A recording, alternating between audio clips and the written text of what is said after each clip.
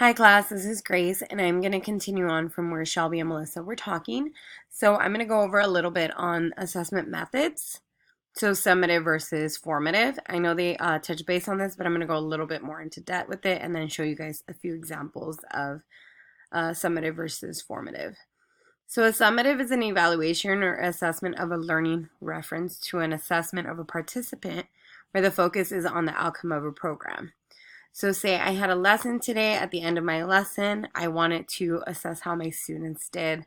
So I could either do an exit ticket, which would be an example of what a summative assessment would be. Also, it would be kind of like a pop quiz. Or say at the end of this week's lesson, our teachers gave us a test. It would be considered a summative assessment. A formative assessment is a little bit more of a range of formal or informal assessments conducted by the teacher during a learning process. So this can be, for example, our midterms or our finals. It's kind of a way for them to see what we learned throughout this entire semester. It's also if we are teaching the students a month-long worth of lessons, we want to see at the end of the lessons like what they attained from this. So those are the two different examples. So I'm going to go into our lesson plan for this project. So it might look a little familiar because I use this for my picture book. I did some modifications. The reason I picked this lesson is because I actually used it with the intention to be able to use it for this lesson because I wanted to build on it and then use examples of the assessments that I use at the end of my lesson. So my lesson is going to be about students will be able to identify and write numbers 1 through 10. The reason I picked this is because I wanted to focus this lesson on a special day class, which is, in other words, a class for students with special needs or who might have an IEP. These students are kinder age, so they can range anything from 4, 5, and 6. And so there's going to be some modifications, and I want to be able to talk a little bit more on how or what we can do to help our students. Some of the materials we will be using are going to be 2 different worksheets, Chicka Chicka 1, 2, 3 book, a felt tree with numbers 1 through 10, stickers or dot markers, and either pencils, markers, crayons, whatever is easier for your students to hold.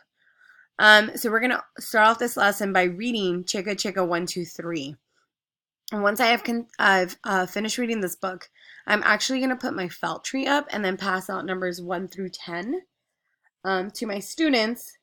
And then I'm going to reread the lesson.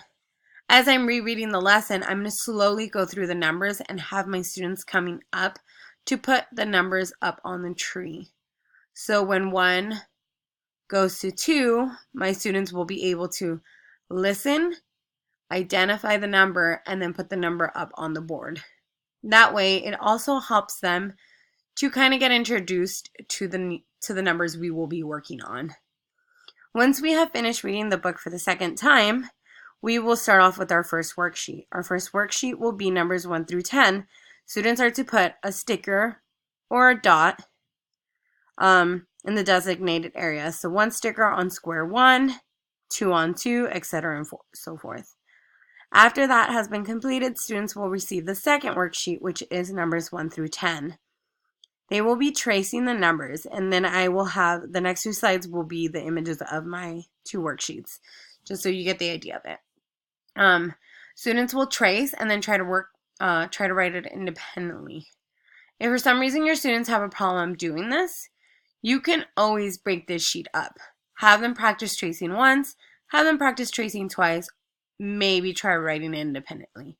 And like I said, this lesson can build to actually being done in 2 weeks as opposed to 1. So every day you can focus on 1 number as opposed to focusing on all 1 through 10. The more repetition, the better it is for your students to learn and retain the information. So at the end of this lesson, I'm going to do a summative assessment, which will be the exit ticket. The exit ticket will have 2 numbers, which are simple. And then I will go a little bit more into that once we get into my next few slides. It has an image of 4 cupcakes. If the students are able to write the number, you can always have it written in highlighter and have the student try to trace it. Or you guys can just use objects around them. If a student has favorite cars or Legos, you can always use those to have them identify the number that is written. So there's many ways that you can modify this lesson. If a student, has sensory needs, or like I said, does favor something, use that to your advantage. And then, like I said, we can always extend this lesson from 1 day to a 2-week lesson. So it's something that can always build, because this way we are able to see which one of our students needs some additional support. And then you can always work with a team of OTs and PTs and speech to kind of help get this lesson going. So do take that into consideration, that there is many ways that we can modify this lesson. And there's also some basic worksheets that you can do where it's just the number 1 and they can practice rainbow coloring it over and over again, the line down. So please feel free to, include some other worksheets with this, but it's a fun and simple way to get your students introduced to numbers 1 through 10.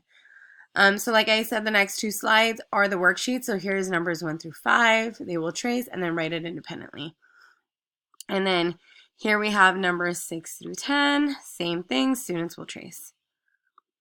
So here I did a kinder assessment, which was modified to accommodate to the student's IEP. This is a formative assessment. The student was to identify how many dots were on the paper and then match the numbers and then show me with the cubes the number that was identified. So we did have a little bit of a hard time keeping the attention with the cubes. And so we used pumpkins, which he was liking. And so, yeah, I do have videos of this and they will be attached to our presentation to be seen, the examples of it and how I did some modifications. And so yeah, that's an example of a formative. And then I also wanted to include, same student, a summative exit ticket. So he had to identify the numbers. So this is number 4 and number 3. He wasn't able to trace the numbers, so he was able to show me the numbers with the pumpkins.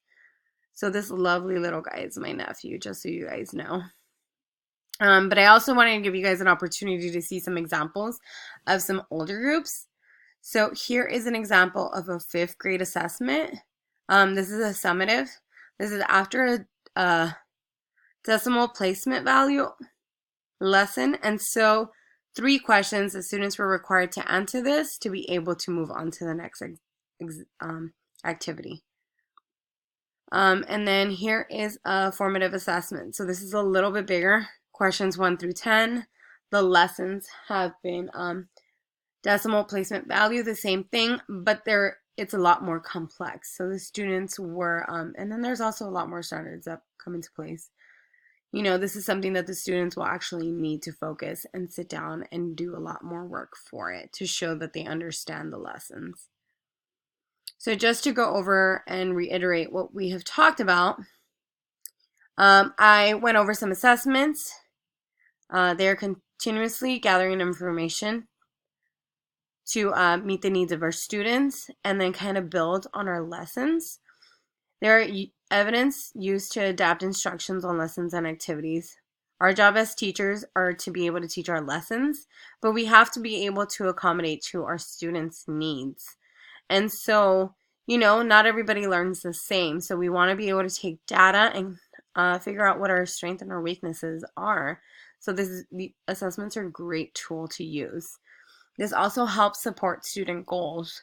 Especially students with the IEPs, all their goals are different, and we want to make sure we meet all these goals.